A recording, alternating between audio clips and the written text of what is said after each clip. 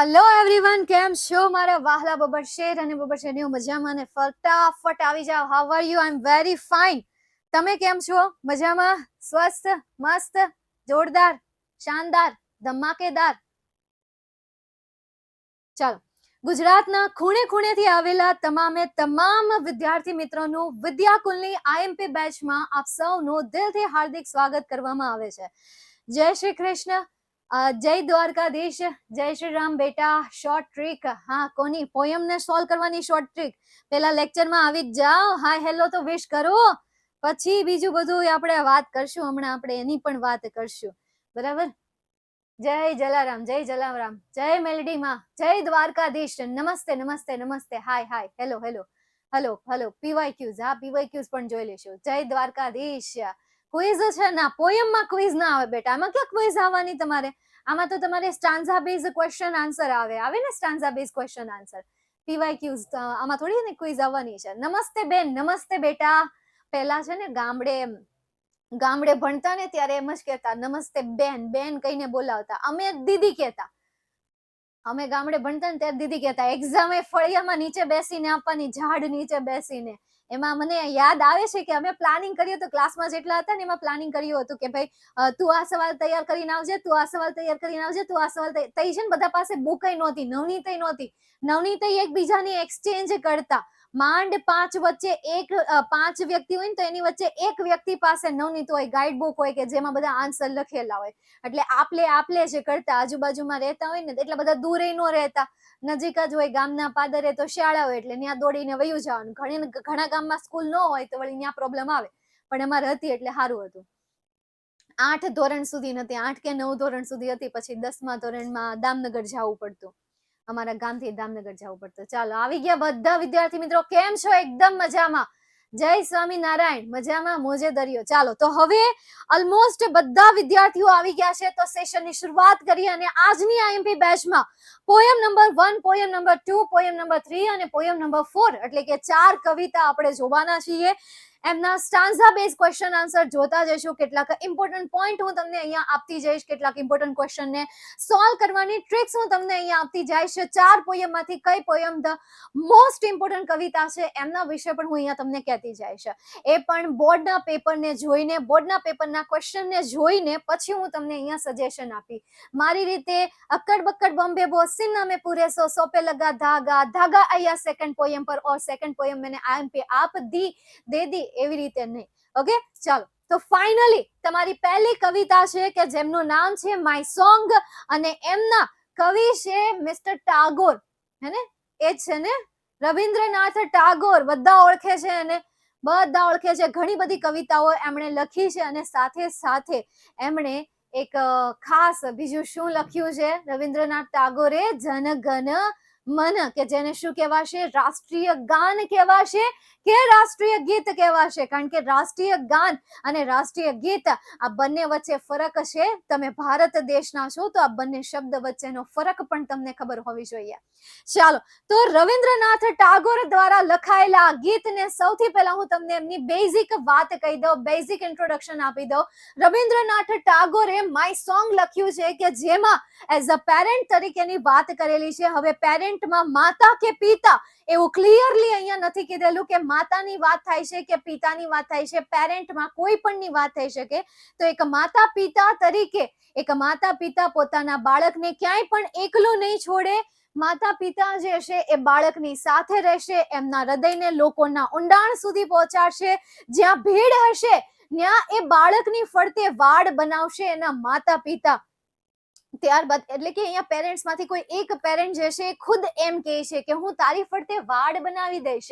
જ્યારે તને એકલું લાગે ત્યારે તું ચિંતા નહીં કરતો, તારી બાજુમાં આવીને હું બેસી જઈશ, જેથી કરીને અને કંઈક કાનમાં એવા શબ્દ કહીશ કે જેથી કરીને તારી આ જે અલુફનેસ છે, તારી આ જે લોનલીનેસ છે, જો I use a word, I use two word, the aloofness and loneliness. Aloofness એટલે એકલતા અને loneliness એટલે પણ શું થશે? એકલતા થશે.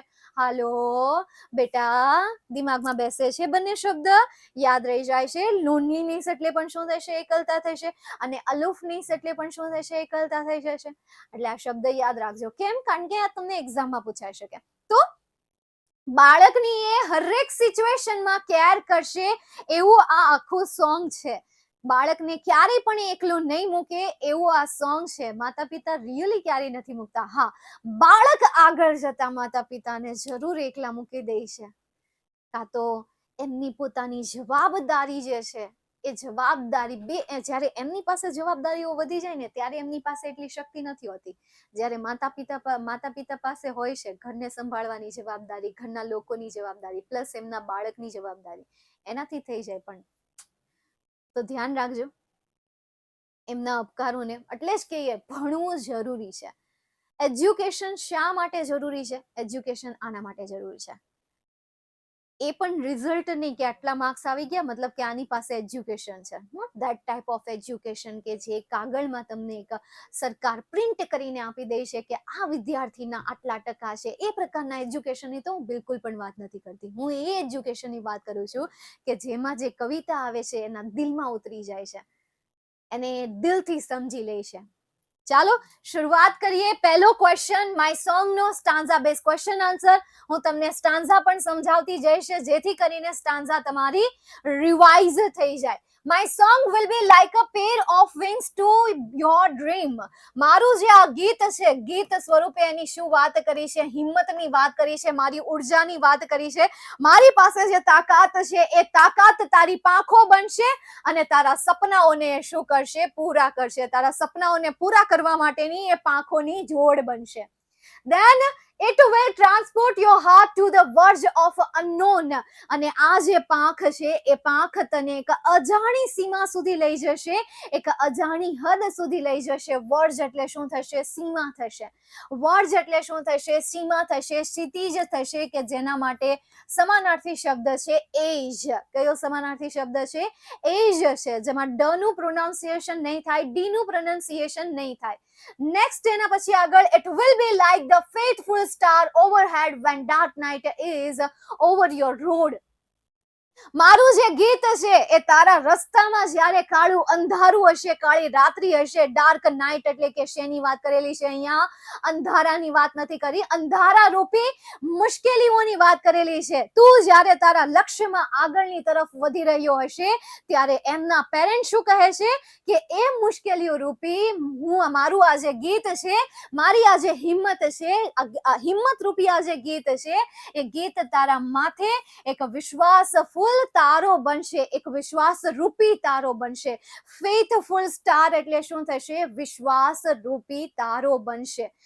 નેક્સ્ટ એના પછી my song will sit in the pupils of your eyes and will carry your sight into the heart of the things.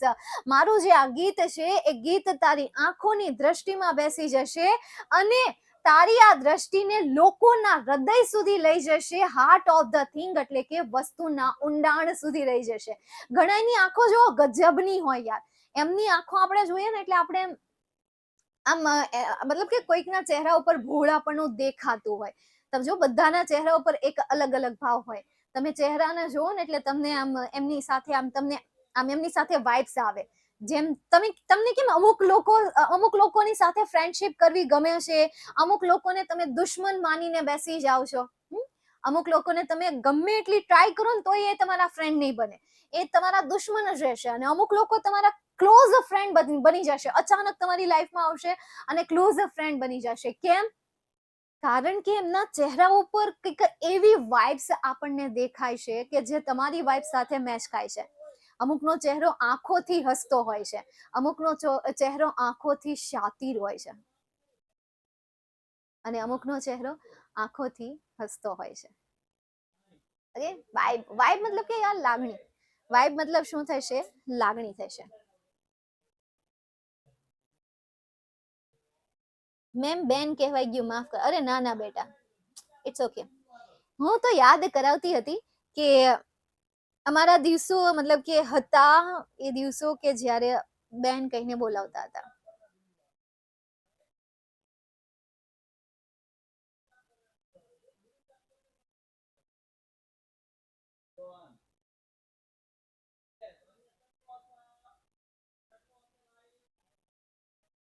ચાલો નેક્સ્ટ એના પછી આગળ જઈએ, સેકન્ડ ક્વેશ્ચન તરફ જઈએ આપણે.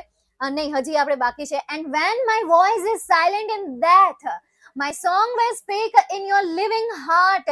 જ્યારે મારો અવાજ મૃત્યુમાં સાયલેન્ટ થઈ જાય ને, જ્યારે મારો અવાજ મૃત્યુમાં બંધ થઈ જાય ને, માય સોંગ વિલ સ્પીક, મારું ગીત જે છે એ બોલશે. ઇન યોર લિવિંગ હાર્ટ એટલે કે તારા ધબકતા હૃદયમાં, તારા જીવંત હૃદયમાં મારું આ જે સોંગ છે એ સોંગ બોલશે. મારું આ સોંગ તારા મતલબ કે યાદ આવશે, મારી યાદો તને આવશે. એને જે પણ યાદ બનાવી છે, એને જે પણ ઉર્જા આપી છે, એને જે પણ હિંમત આપી છે, અને બાળકને સાચવવા માટે જે પ્રયત્ન કર્યા છે, જ્યારે પણ એમનું મૃત્યુ થશે ત્યારે એમને આ બધી વાતો તેમના હૃદયમાં ફરીથી આવશે, એમને યાદ અપાવશે. ચલો જોઈએ પહેલો question. How will the song guide the child in the dark night? કેવી રીતે ગાઈડ કરશે? તો એક વિશ્વાસુ તારો બનીને. કેવી રીતે? એક વિશ્વાસુ તારો બનીને. તમે જ્યારે હાઉ થી શરૂ થતા પ્રશ્નાર્થ વાક્યના સવાલના જવાબ આપતા હોય ને, તમે પ્રશ્નાર્થ વાક્યના સવાલના જવાબ આપતા, ઓ બાપા કેટલું બધું હું બોલી. પ્રશ્નાર્થ વાક્યના સવાલના જવાબમાં સારું થયું આગળ મેં એડ ન કર્યું. ક્વેશ્ચન પ્રશ્નાર્થ વાક્યના સવાલના જવાબ આપતા હોય ને ત્યારે, ઓ બાપા પ્રશ્નાર્થ ક્વેશ્ચન આ બધું સેમ થઈ ગયું. ચલો કઈ નહીં, અત્યારે યાદ આવે છે તો હવે આપણે જોઈએ. તો આવી રીતે આન્સર લખજો. ધ સોંગ ફર્સ્ટ પર, વિલ સેકન્ડ પર, ગાઈડ થર્ડ પર. The song will guide the child in dark nights by being faithful star. શું? By being faithful star. તો અહીંયા તમારે કઈ રીતે જોડવાનું છે? By being faithful star. એક વિશ્વાસુ તારો બનીને. તો પહેલા ઉપર ધ સોંગ, વિલ સેકન્ડ પર, ગાઈડ થર્ડ પર, ફોર્થ પર આ, ફિફ્થ પર આવડું અને સિક્સ્થ પર આવશે. તો આખું સેન્ટેન્સ શું બનશે? The song will guide the child in dark nights by being faithful star. એક વિશ્વાસુ તારો બનીને, એક વિશ્વાસુ તારો બનીને એ રાત્રિના અંધકારમાં એને શું કરશે? સાથ આપશે. Where did the song uplift the child's heart? ચાઇલ્ડના હૃદયને સોંગ જે છે એ ક્યાં લઈ જશે? તો ચાઇલ્ડના હૃદયને ક્યાં લઈ જશે? The words of unknown, to the words of unknown, to the words of unknown. ચલો હવે આપણે નંબર આપવા મળીએ. તો ધ સોંગ ફર્સ્ટ પર, સેકન્ડ પર, will uplift થર્ડ પર, ધ ચાઇલ્ડ્સ હાર્ટ ફોર્થ પર, to the words of unknown એ શેના ઉપર આવશે? ફિફ્થ પર આવશે. તો આખું સેન્ટેન્સનો આન્સર શું આવશે? The song will uplift the child's heart to the words of the unknown. કેટલા વિદ્યાર્થીઓ મારી સાથે આન્સર બોલે છે? હલો, કેટલા વિદ્યાર્થીઓ મારી સાથે આન્સર બને છે? આન્સર બનાવવાનો છે મારી સાથે જ, બરાબર? અને મારી સાથે બોલવાનો પણ છે, ખાલી બનાવવાનો નથી, મારી સાથે આન્સર આનો બોલવાનો પણ છે, રિપીટ પણ કરવાનો છે. બધા રિપીટ કરજો, ઓકે? ચાલો, 723 વિદ્યાર્થીઓ લાઈવ છે. હજી ઘણા બધા વિદ્યાર્થીઓ એબસન્ટ છે. જે એબસન્ટ છે ફટાફટ એને બોલાવતા હો. અને મારી સાથે સાથે ત્યાં બેઠા બેઠા બોલવાનું છે. ભલે ઘરે બેઠા બેઠા જોરથી ન બોલો, જોરથી એટલે માપે, પછી એટલો બધો મોટે રાગડાય નહીં તાડવાના, થોડુંક ધીમેથી બોલવાનું, પણ સ્પીક આઉટ લાઉડ. યકીન માનો, તમારી અંદર એક અલગ આત્મવિશ્વાસ આવે. અને નો યકીન આવે ને તો ખાલી થોડી વાર 5 મિનિટ હું મારી સાથે, તમે આન્સર બોલો, ખાલી 5 મિનિટ મારી સાથે આન્સર બોલો. તમને ભણવાની મજા આવશે, તમારી અંદર આત્મવિશ્વાસ આવશે, તમને એમ થશે કે લા મને આટલું બધું આવડે છે. અને આ આત્મવિશ્વાસ તમારી અંદર એક નવો કોન્ફિડન્સ લાવશે. ઓકે, ચાલો નેક્સ્ટ ક્વેશ્ચન જોઈએ. Find out the similar word of age from this stanza. એજનો સિમિલર વર્ડ આ સ્ટાન્ઝામાંથી ગોતીને આપવાનો છે. તો હમણાં જો આ સ્ટાન્ઝા સમજાવી ત્યારે મેં શું કીધું કે વર્ડનો સિમિલર મીનિંગ શું થાય? એજ થાય. તો અહીંયા એજનો સિમિલર મીનિંગ શું થશે? હાલો દીકરાઓ, મારા વાલાઓ, મારા બેટા, મારી દીકરીઓ, મારી પ્રિન્સેસ, માય સોલ્જર્સ, શું આવશે? એજનું વર્ડ્સ. તો આપણે અહીંયા શું લખીએ? વર્ડ્સ લખીએ. હાલો થઈ ગયું.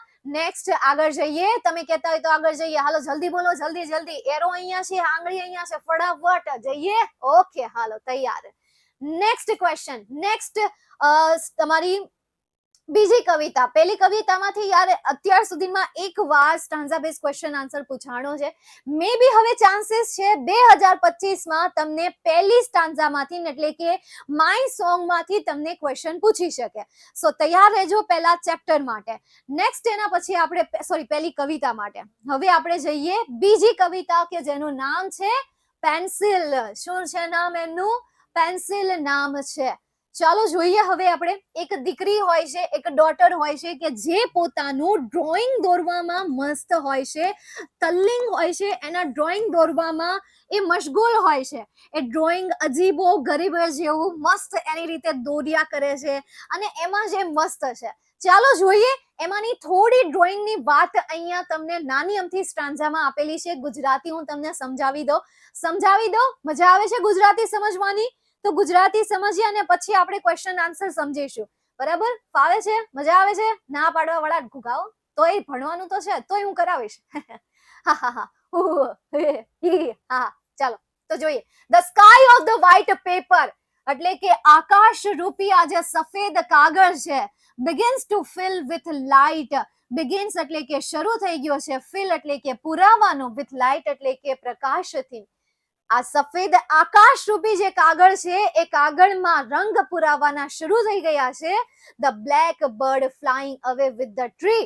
અને એમાં રંગો કેવા છે? છોકરીએ જે ડ્રોઈંગ દોર્યું છે એ કેવું દોર્યું છે કે એમાં એક કાળું પક્ષી વૃક્ષની સાથે ઉડી રહ્યું છે, મતલબ કે વૃક્ષ પણ ઉડી રહ્યું છે. એ કાળું પક્ષી કે જે વૃક્ષની સાથે ઉડી રહ્યું છે. Glasses on the eyes of the peacock. મોરની આંખ ઉપર શું છે? ચશ્મા પહેરાવી દીધેલા છે. મોરની આંખ ઉપર એને શું કર્યું છે? ચશ્મા પહેરાવી દીધા છે. The fire chariot flying in the air. Flyer chariot એટલે શું થશે? અગ્નિ રથ થશે. કોણ છે એક પછી? હાલો, લેક્ચરમાં શું બેટા? એક વાર રિસીવ ન કરું ને એટલે સમજી જવાનું કે લેક્ચરમાં છે.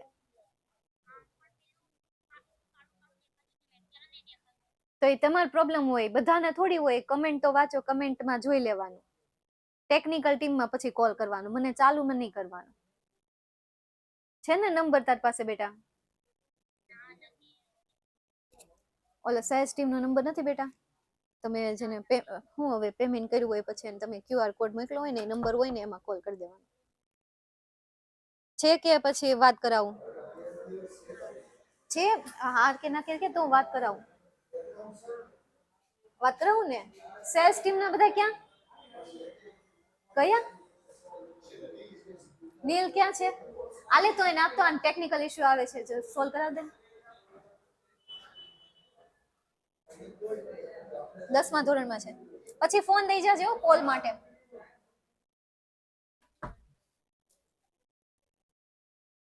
ચાલો.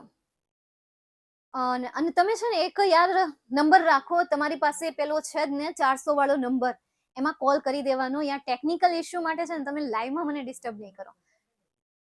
છતાં પણ જો કોઈ ઓપ્શન ન હોય તો તમે મને કોલ કરી શકો છો. હું આવી રીતે સોલ્વ કરાવી દઈશ. મારા તરફથી જેટલું બનશે એટલું હું કરાવી દઈશ. અને જો તમને મારા રિપ્લાય રૂડ લાગે તો એના માટે I am really sorry. Okay, ચાલો જઈએ આપણે આગળ. ત્યાર પછી glasses on the eyes of the peacock. મોર ઉપર એને શું પહેર્યા છે? ચશ્મા પહેર્યા છે. The fire chariot flying in the air. અગ્નિ રથ જે છે હવામાં ભાઈ ઉડી રહ્યો છે. The aeroplane walking on the road. રસ્તા ઉપર એરોપ્લેન જે છે ચાલી રહ્યું છે. The lion having conversation with the cow. એટલે કે સિંહ જે છે એ ગાય સાથે વાતો કરી રહ્યું છે. એટલે આવું એને વિચિત્ર ચિત્ર બનાવ્યું છે. એટલે આપણે અહીંયા દીકરીનું નામ ચિત્રલેખા રાખી દેવું છે. ચિત્રલેખાએ વિચિત્ર ચિત્ર બનાવ્યું છે. ચાલો જોઈએ પહેલો question. Do you think that the peacock drawn by the girl is strange and why? શું તમને લાગે છે કે ગર્લ દ્વારા જે મોર દોરાયો છે એ સ્ટ્રેન્જ છે, એ અજીબ છે? વાય શા થઈ ગયું સર? ઓકે, તો ડુ યુ થિંક શું તમને લાગે છે? તો according to my point of view no. કારણ કે યાર ચિલ્ડ્રનની પોતાની ક્રિએટિવિટી હોય છે. બરાબર, ચિલ્ડ્રનની પોતાની ક્રિએટિવિટી હોય છે. અને હા, તમે યસ પણ લખી શકો છો.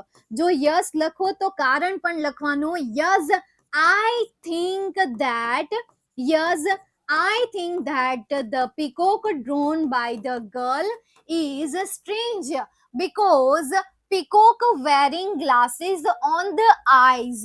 Because peacock wearing glasses on the glass અથવા તો wears wearing put on પણ use કરી શકો. Peacock is wearing અથવા તો glasses on the peacock eyes. Glasses જે છે એ પીકોક ને આઈસ પર છે એટલે આ એક કારણ લખી દેવાનું. નેક્સ્ટ, નો લખો તો પછી તમારે શું લખવાનું? નો, I don't think that peacock drawn by the girl is strange because it's her creation. It's her creation. એકદમ શોર્ટમાં આન્સર, કામ ખતમ, અને ક્વેશ્ચન ના પૂરા માર્ક્સ પણ તમારી પાસે. લાસ્ટમાં ખાલી તમારે શું લખવાનું છે કે ઇટ્સ ગર્લ્સ ક્રિએશન અથવા તો ઇટ્સ ગર્લ્સ ઇમેજિનેશન. કોની ઇમેજિનેશન છે? છોકરીની ઇમેજિનેશન છે, એની કલ્પના છે, એનું કલ્પચિત્ર છે, તો ભાઈ એનું છે ને. So it's not strange. જો તમે નોટ લખો છો તો ઓકે છે, અને આવી રીતે તમે ઇઝીલી આન્સર લખી નાખશો. અને યસ લખો છો તો તમારે કેવું પડશે કે પીકોકે ગ્લાસ પહેર્યા છે એટલા માટે કેવું છે? સ્ટ્રેન્જ છે. નેક્સ્ટ એના પછી, vote is the strange about the aeroplane? Aeroplane વિશે સ્ટ્રેન્જ શું છે? તો ધ એરોપ્લેન ફર્સ્ટ પર આવશે, ઇઝ સેકન્ડ પર આવશે, વોકિંગ ઓન ધ રોડ આ થર્ડ પર આવશે, અને આ વોટની જગ્યાએ શું આવશે? ધીઝ આવશે. These is the strange about the aeroplane. તો ચલો મારી સાથે આખું સેન્ટેન્સ બોલો, સ્પીક આઉટ લાઉડ. ત્યાં ઘરે બેઠા બેઠા બોલો, હા તને જે કહું છું તું જ બોલ. તો શું આન્સર આવશે? The aeroplane is walking on the road. This is the strange about the aeroplane. હાલો, થઈ ગયું? મજા આવી જવા બોલવાની? ચાલો નેક્સ્ટ ક્વેશ્ચન તરફ જઈએ. with whom the lion having a conversation? Lion કોની સાથે વાત કરી રહ્યો છે? તો the lion having a conversation with the cow. The lion have a conversation with the cow. પહેલી વાર પહેલું સેન્ટેન્સ એવું છે કે જે તમને સ્ટાન્ઝામાં બેઠું આપ્યું છે. there is no need to change any helping verb in any object in any subject. બધું બેઠું લખવાનું છે. તો આખો આન્સર શું થશે? Repeat with me. શું આન્સર આવશે? The lion having a conversation with the cow.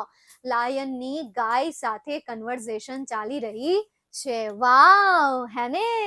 Ma'am is having ના પેના is બેઝ એવું કઈ તમે એટલું બધું ગ્રામેટિકલ ઊંડા નહીં ઉતરવાના. અહીંયા સ્ટાન્ઝા છે ને, સ્ટાન્ઝા અફલાતૂન હોય. શું હોય? સ્ટાન્ઝા અફલાતૂન હોય. there is lots of tragedy, there is lots of crazy પણ એની એ કોઈ ગ્રામરને ફોલો નથી કરતું. જેમ કે અહીંયા તમને શું આપ્યું છે કે ભાઈ the fire chariot flying in the air, ઉડી રહ્યું છે. ફ્લાઇંગ ઇન ધ એર, ઉડી રહ્યું છે. ઇન ધ એર એટલે કે હવામાં. તો ઇઝ ક્યાં છે? એમિઝર વગરનું તમને ફ્લાઇંગ આપી દીધેલું છે. The flyer chariot flying in the air, ઉડતું. ખરેખર જોવા જાઉં તો અહીંયા ક્રિયાપદ નથી. આ તો હું તમને સમજાવું ને એટલા માટે. એનું પ્રોપર ગુજરાતી હું તમને કહું શું થાય જોજો. ફાયર ચેરિટ ફ્લાઇંગ એટલે કે ઉડતું અગ્નિ રથ હવામાં. આવું થાય આનું ગુજરાતી. હવામાં ઉડતું અગ્નિ રથ, હવામાં ઉડતું અગ્નિ રથ. પછી અહીંયા કાળું પક્ષી ઉડતું અવે દૂર વિથ ધ ટ્રી એટલે કે વૃક્ષની સાથે. વૃક્ષની સાથે ઉડતું કાળું પક્ષી દૂર, અથવા દૂર ઉડતું કાળું પક્ષી વૃક્ષની સાથે. આ કવિતા છે. કવિતામાં આવું જ હોય. આમ પ્રોપર વાક્ય ન બનતા હોય, એના પ્રોપર વાક્ય ન બનતા હોય એટલે આ આઈએનજી વાળું એને શું કરી નાખ્યું છે? નામ કરી નાખ્યું છે, નાઉન કરી નાખ્યું છે કે જેનો મતલબ ઉડી રહ્યું છે નહીં પરંતુ ઉડતું. શું કરી નાખ્યું છે? ઉડતા હી ફિરું ઇન હવાઓ મેં કહી. તો એનું ઉડતું કરી નાખ્યું છે. નેક્સ્ટ એના પછી with whom the lion આ તો થઈ ગયું નહીં. હવે નેક્સ્ટ સ્ટાન્ઝા જોઈએ. Same stanza question different. Same stanza question different. જેમાં પહેલો ક્વેશ્ચન છે the black bird seems to be very mighty. how? Mighty એટલે શું થશે? તાકાતવર થશે. શું થશે? તાકાતવર થશે. શા માટે તાકાતવર છે? હાવ એટલે કે કેવી રીતે? તો the blackbird seems to be whitey because the blackbird is flying away with the tree. Because the blackbird is flying away with the tree. તો હવે અહીંયા સહાયકારક ક્રિયાપદ એડ કરી દેવાનું. શું એડ કરી દેવાનું? સહાયકારક ક્રિયાપદ એડ કરી દેવાનું. તો પહેલું સેન્ટેન્સ શું આવશે? The blackbird seems to be very mighty because આપણે અહીંયા એડ કરીશું. શું એડ કરીશું? Because એડ કરીશું. The blackbird is flying away with the tree. ચલો તો આખો આન્સર શું આવશે? રિપીટ વિથ મી ફરી એકવાર.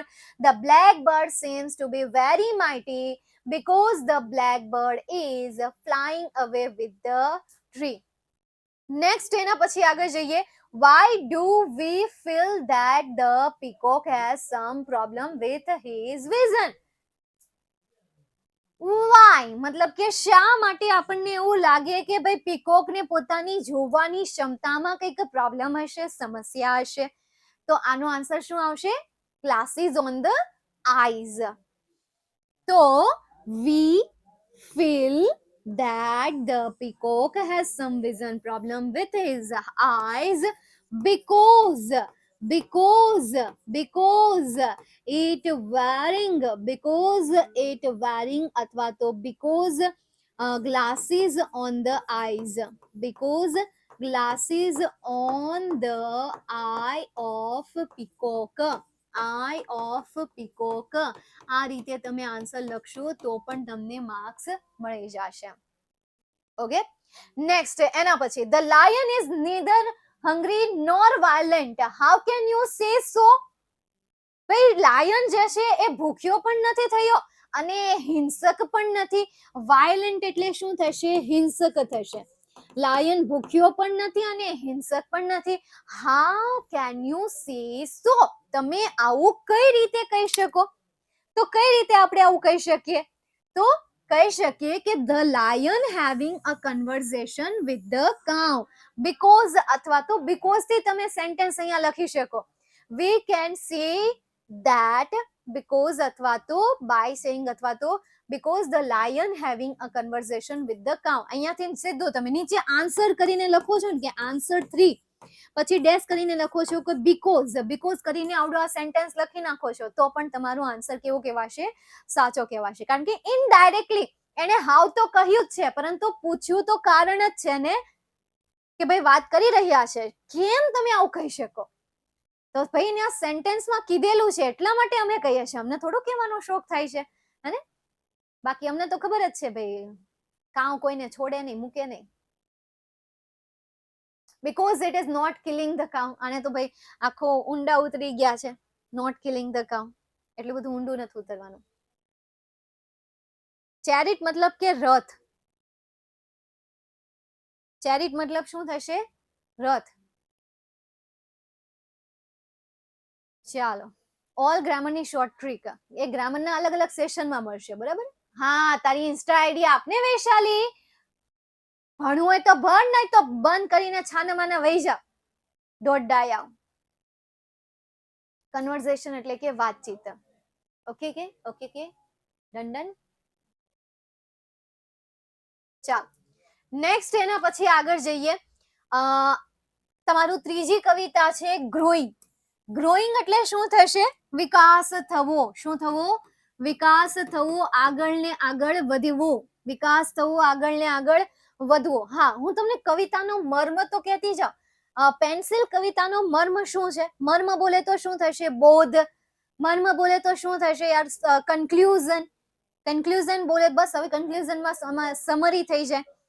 મતલબ કે કોઈ કહાની હોય તો એ કહાનીની પાછળ કંઈક બોધ હોય, એ કહાનીની પાછળ કંઈક સાર હોય છે, કન્ક્લુઝન હોય છે.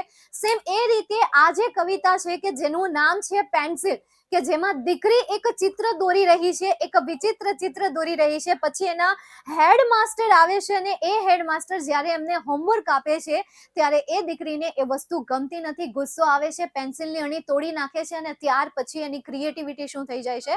ત્યાં સ્ટોપ થઈ જાય છે. ત્યાર પછી તેની જે એકદમ કહેવાય ને કે જે વિચિત્ર ચિત્ર દોરવાની જે ક્રિએટિવિટી છે એ શું થઈ જાય છે? સ્ટોપ થઈ જાય છે. તો અહીંયા બાળકના જીવનની વાત કરેલી છે. જ્યારે બાળક નાનું હોય છે ત્યારે તે પોતાના જ જીવનમાં મશગુલ હોય છે, પોતાની જ રમતમાં મશગુલ હોય છે, ખાવું પીવું ઉઠવું બેસવું પોતાની રીતે ગમે ત્યારે ગમે ત્યાં રડી પડવું, મતલબ કે કંઈ એવું જોવાનું નહીં કે બહાર આવ્યા છીએ મહેમાનના ઘરે છીએ તો રડવું નહીં, શાંતિથી રહેવું, મનમાં આવે તો રડી લે, હે એટલે મોજમાં હોય એને એવું કાંઈ લેવા દેવા જ નહીં. તો આ બાળક પણ જ્યારે કોઈ સમજ નથી હોતી, દુનિયાદારી નથી હોતી, ત્યારે એ પોતાની રીતે પોતાને ગમતું ચિત્ર બનાવે છે. જ્યારે બાળકની અંદર કોઈ દુનિયાદારી નથી હોતી, એની અંદર સમજ નથી હોતી, ત્યારે પોતાની રીતે ગમે ત્યાં હસી લે છે અને ગમે ત્યાં રડી લે છે. રડવાની જગ્યાએ રડી લે છે અને ન હસવાની જગ્યાએ હસી લે છે, કારણ કે એને નથી ખબર. જ્યારે એને દુનિયાદારીની ખબર પડે છે ત્યારે થોડીક એને પીડા થાય છે, ત્યારે એના આંખોમાંથી થોડા આંસુ આવે છે કે જે આંસુ એને છુપાવવા પડે છે, ક્યાંક ખૂણામાં જઈને એને રડી લેવા પડે છે. સેમ એવી રીતે એમના જીવનમાં પણ કોઈ એવું સમાજનું કોઈ વ્યક્તિ આવે છે, અલગ અલગ વ્યક્તિઓ આવે છે, ગુરુ હોઈ શકે, માતા પિતા હોઈ શકે, પરિવાર હોઈ શકે, કે જે એને જીવનની દુનિયાદારી શીખવાડે છે, આખી દુનિયાદારી શીખવાડે છે, અને એ દુનિયાદારીમાં એને ગુસ્સો આવે છે કે ભાઈ આવું કેમ, આના કરતા તો મારું જીવન સારું હતું. એટલે જેવો ગુસ્સો એના જીવનમાં આવે છે એટલે તરત જ આ બધા રંગો શું થઈ જાય છે, ઉડી જાય છે, બધા રંગો ગાયબ થઈ જાય છે. સેમ એવી જ બીજી તમારી કવિતા છે કે જેનું નામ છે ગ્રોઈંગ. ગ્રોઈંગ મતલબ કે વિકાસ. આમાં પણ બાળકની જ વાત કરેલી છે, પરંતુ બાળકથી હવે ઉપર આવો. તમારી જો કવિતા જે રીતે એને ઘડી છે ને, 4 કવિતા. પહેલી કવિતા માતા પિતા તમારી સાથે છે, બીજી કવિતા બાળક હોય ત્યારે, નાનું હોય ત્યારે મેચ્યોર ના હોય, મોટું થઈ જાય મેચ્યોર થઈ જાય, રંગો ગાયબ થઈ જાય, ત્યાર પછી મેચ્યોર થઈ જાય એટલે ધીરે ધીરે વિકાસ કરવા લાગે, અને એની ત્રીજી કવિતા છે ગ્રોઈંગ. ગ્રોઈંગમાં શું કીધું છે કે મમ્મી હવે હું તૈયાર થઈ ગઈ છું. અહીંયા હવે તમારે મને નથી ખબર કે અહીંયા સન છે કે ડોટર છે, પણ તમારે જે અઝ્યુમ કરવું હોય એ. અહીંયા એક બાળક છે, એ બાળક એમના મમ્મીને રિક્વેસ્ટ કરે છે કે મમ્મી હવે મને મારો યુદ્ધ લડવા દે, હવે મને મારી જીત જીતવા દે, હવે હું તૈયાર છું, મારી પાંખો જે છે વિકસિત થઈ ગઈ છે, હવે મને દુનિયાદારીનું જ્ઞાન આવી ગયું છે, નોલેજ આવી ગયું છે, મારી જીત જ્યાં પડી છે ત્યાંથી મને મારી જીતને ઉપાડવા દે. તો જો ને લાઈનમાં કેવી રીતે લાઈનમાં કવિતાઓને ગોઠવી છે. અને પછી જે ચોથી જે સ્ટોરી છે વેનીલા ટ્વિલાઇટ ઉપર છે, એટલે કે લવ સ્ટોરી ઉપર છે. કારણ કે યાર આ બધી વસ્તુ પછી ક્યાંક ને ક્યાંક આપણું જે જીવન છે, જીવન ત્યાં જ અટવાઈ જાય લવ સ્ટોરીમાં, ને ત્યાર પછી જવાબદારીઓ ઉપર આવી જતું હોય છે. ચલો સમજીએ આપણે. હું તમને સ્ટાન્ઝા સમજાવીશ. I have grown my wings, I want to fly. I have grown my wings. Wings એટલે કે પાંખો. ગ્રોન એટલે કે હવે વિકાસ પામી ગઈ છે, હવે વિકસિત થઈ ગઈ છે. આઈ વોન્ટ ટુ ફ્લાય એટલે કે મારે હવે ઉડવું છે. આઈ વોન્ટ ટુ ફ્લાય, હવે મારે ઉડવું છે. Seize my વિક્ટરીઝ. સીઝ એટલે કે પ્રાપ્ત કરવી છે, મેળવવી છે, જીતવી છે. માય વિક્ટરીઝ એટલે કે મારી જીતોને મારે જીતવી છે. વેર ધે લાય એટલે કે જે ત્યાં પડેલી છે, બરાબર, જે ત્યાં પડેલી છે અથવા તો જે જ્યાં પડેલી છે ત્યાંથી મારે મારી આ જે જીત છે એ જીતોને હાંસલ કરવી છે. I am going mom but please don't cry. હું જઈ રહ્યો છું, પરંતુ મમ્મી પ્લીઝ ડોન્ટ ક્રાય, રડતી નહીં. Just let me find my way. મને મારો રસ્તો શોધવા દે. ફાઇન્ડ એટલે કે શોધવા દે, માય વે એટલે કે મારો રસ્તો, મને મારો રસ્તો શોધવા દે. માર્ચ 2022માં તમને આ સ્ટાન્ઝા બેઝ ક્વેશ્ચન આન્સર પૂછાયો હતો, ત્યાર પછી આ તમને નથી પૂછાયેલો.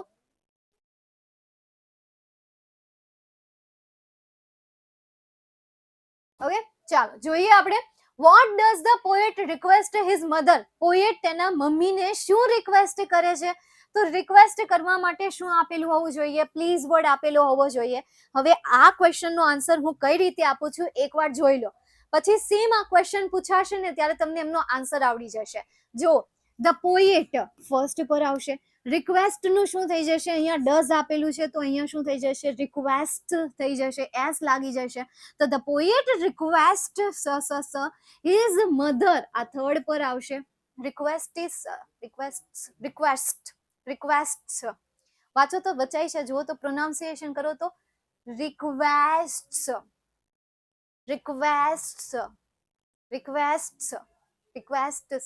બોલો તો પ્રોનાઉન્સિએશન કરો તો સ નું શું થાય છે? રિક્વેસ્ટ કેવું કેવું થાય છે કેનાથી થાય છે? કેટલા વિદ્યાર્થીઓથી થાય છે? સસ થઈ જાય છે. રિક્વેસ્ટેડ બહુ સારું થઈ જાય, પણ રિક્વેસ્ટ ની પાછળ જ્યારે એસ લાગે ત્યારે કેવું થાય છે? Request request request request request request. આનું પ્રોનાઉન્સિએશન કેમ કરવું યાર? પ્રોનાઉન્સિએશન તો ગૂગલ ને પૂછીએ આપણે. અંગ્રેજો હોય એનાથી કેવું સરસ થઈ જતું હશે નહીં? આપણે તો મોઢામાં શબ્દો ફસાઈ જાય. એમાં આ તો હજી નાના છે, મોટા શબ્દ આવે તો મોઢામાં ફસાઈ જાય કે ન ફસાઈ જાય?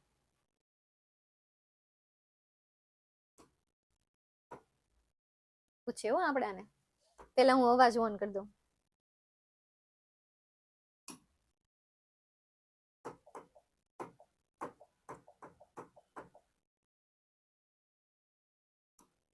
આને રિક્વેસ્ટ નું બહુવચન કરી દીધું, વિનંતીઓ.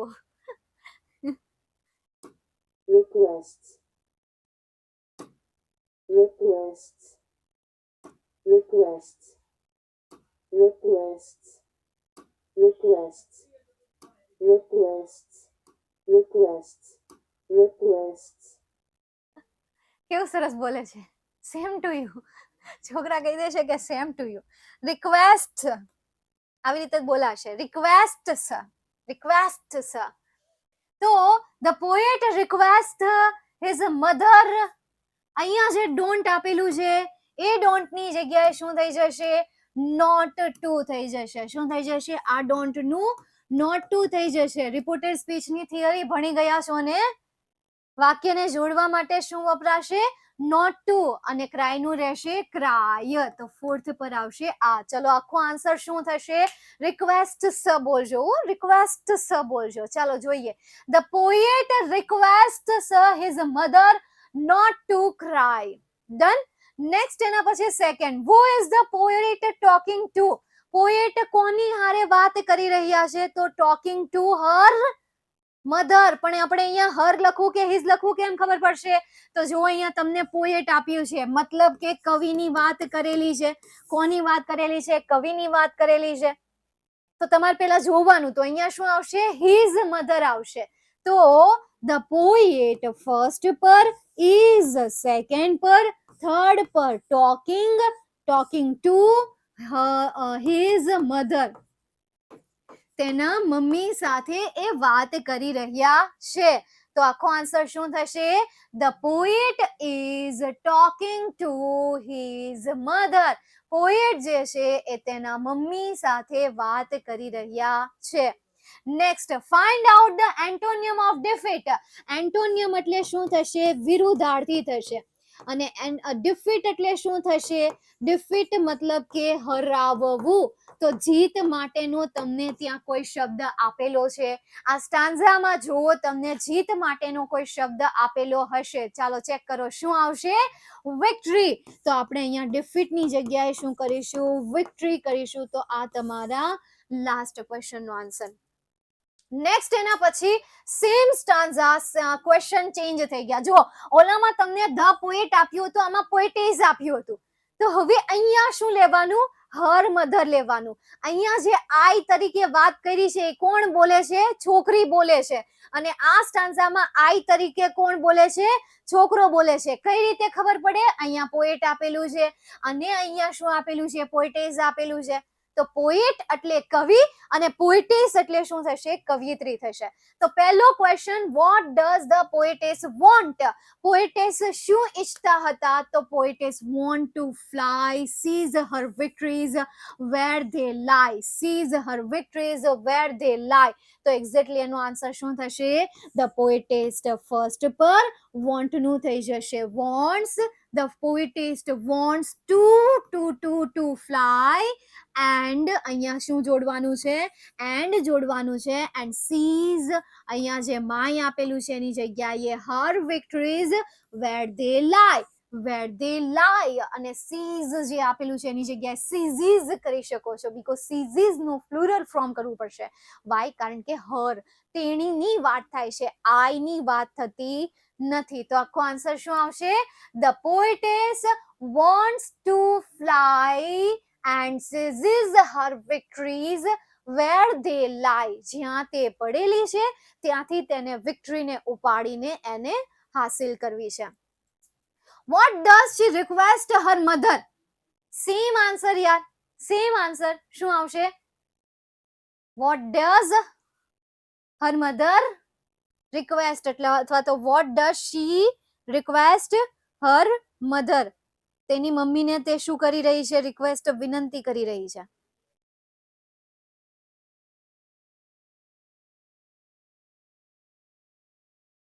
હાલો, જેનો લેક્ચર જોઈન નહોતો થતો એનો થઈ ગયું ને?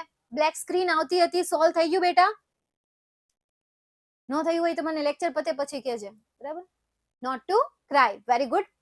Find out the antonym. અરે બાપા, પાછું ડિફીટ આવી ગયું. ચલો, ડિફીટ માટેનું એન્ટોનિયમ શું થઈ જશે? વિક્ટરી. તો આપણે અહીંયા શું લખીએ? વિક્ટરી.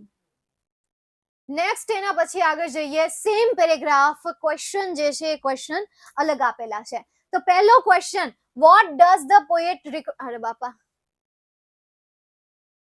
બોર્ડની એક્ઝામમાં રિક્વેસ્ટનો તમને 3 વાર સવાલ પૂછ્યો. કેટલી વાર? 3 વાર તમને સવાલ પૂછ્યો. આ છે ને આઈ થિંક યાર જૂન 2024 ના પેપર સ્ટાઇલમાં છે. પછી આઈ અલગ પેપરમાં પેપરના ક્વેશ્ચન જ છે. મેં પેપરની બહારના લીધા જ નથી. આ તો ખાલી મેં પેરેગ્રાફ કોપી કર્યો હોય ને એટલે માર્ચ 2022 બધે કોપી થઈ ગયું છે. બાકી અલગ અલગ બોર્ડના જ આ ક્વેશ્ચન લીધેલા છે મેં. આવડા પેરેગ્રાફ મેં કોપી કરીને નાખ્યો હોય. ટાઈપ શું કરવો? વારાઘડીએ ટાઈપ કરાય નહીં અને પછી હું આ કાઢવું ભૂલી ગઈ છું. બાકી આ અલગ અલગ વર્ષનો જ છે, બરાબર? ચાલો, ફર્સ્ટ ક્વેશ્ચન સોલ્વ. બીજો question, who is the poetess talking to? તો ઓલામાં પોએટ હતું, the poet talking to. તો હવે આન્સર શું આવશે? the poetess is talking to. હવે ત્યાં his mother કર્યું હતું, અહીંયા શું થશે? his mother ની જગ્યાએ her mother થઈ જશે. શું થઈ જશે? her mother. Next, find the stanza from the poem which has similar meaning. તો I am mature enough to see the world myself. તો એને શું કીધું? find the stanza from the poem. Stanza એટલે શું થશે? કોઈ એક પંક્તિ. સ્ટાન્ઝા એટલે કોઈ એક પંક્તિ. હવે નીચે જે તમને મિનિંગ આપેલો છે એ મિનિંગને ધ્યાનમાં રાખીને તમારે એને રિલેટેડ સ્ટાન્ઝા ઉપરની સ્ટાન્ઝામાંથી શોધીને લખવાનું છે. તો I am mature enough to see the world myself. હવે હું મેચ્યોર થઈ ગઈ છું. મેચ્યોર એટલે શું થશે? કોઠા સૂઝ આવી જવી, સમજણ સૂઝ એનામાં આવી જવી, સમજણ આવી જવી. ઇનફ એટલે કે પૂરતી, ટુ સી એટલે કે જોવા માટેની, ધ વર્લ્ડ એટલે કે વિશ્વને, માય સેલ્ફ એટલે કે મારી જાતે. મારી જાતે વિશ્વને જોવા માટેની મારામાં સમજણ આવી ગઈ છે. આવું તમને ઉપરની પંક્તિમાંથી કઈ પંક્તિમાં આપેલું છે એ કહેવાનું છે.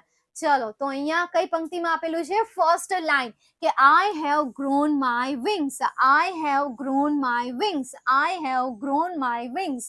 આ લાઈનમાં તમને આપેલું છે, આ પંક્તિમાં તમને આપેલું છે. તો I have grown my wings. I want to fly. Seize my victories where they lie. આવી રીતે તમે આખી સ્ટાન્ઝા એઝ અ આન્સર તરીકે લખી શકો છો, બીકોઝ આમાં પણ કંઈક એવી જ વાત કરી છે ને. તો જસ્ટ તમે એમ કહી દો ને કે ભાઈ I have grown my wings, કારણ કે આમાં બધું આવી ગયું, એને પોતાની મેચ્યોરિટી આવી ગઈ છે. Now she want to see અથવા she want to create her world, she want to create her little space for herself, તેની જાત માટે. ચાલો, ક્લિયર અહીંયા સુધી? નેક્સ્ટ એના પછી આગળ જઈએ. I am living now to slay the foe. દુશ્મનોને હરાવવા માટે હવે હું જઈ રહી છું. Fight the battles high and low. નાના મોટા યુદ્ધોને જીતવા માટે. I am living, mother hear me go. Mummy મને સાંભળ, હું જઈ રહી છું. Please wish me luck today. Please મને મહેરબાની કરીને લક વિશ કર. સોરી, અહીંયા જઈ રહી છું ને જઈ રહ્યો આવશે. કેમ? કારણ કે પોએટ આપેલું છે એટલા માટે છોકરા માટે યુઝ થશે. પહેલો question, what is the young person living for? Young person જે છે શેના માટે જઈ રહ્યો છે? તો to slay the foe. To slay the foe. તો ધ યંગ ફર્સ્ટ પર ઇઝ સેકન્ડ પર.